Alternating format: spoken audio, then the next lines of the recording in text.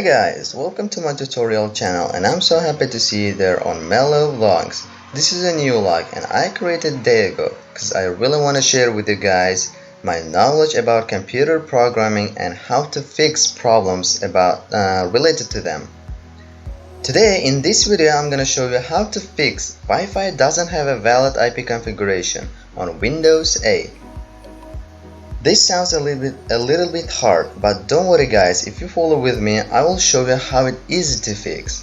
Okay, let's start then. To fix our problem we should reset our IP. First we should press buttons Windows with Q, and then searching menu will appear on a desktop, and then type CMD on the search box. Second, click on the right side of mouse to run CMD as an administrator. Oops, sorry guys. And there are two commands to fix the problem. Don't worry guys about commands, you can see them on my notepad and you can freely pause the video and copy them. And guys, I should remind that those commands above are only for PC that have a dynamic IP address. Don't forget about that. Okay, let's start typing them.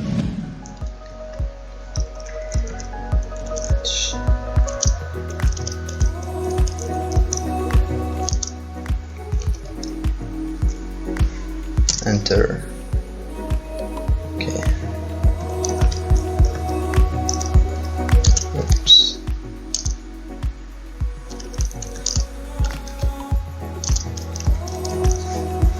Click enter. Okay guys, after finishing all commands you should restart your computer and then I hope it will work. Okay guys, thank you guys for watching my video and I think this video is helpful to fix the problem. And if you have another problems with your computer you can freely leave comments and hope guys I can help you to solve them. Don't forget to subscribe my channel and give thumbs up. Okay guys, see you on the next tutorial videos.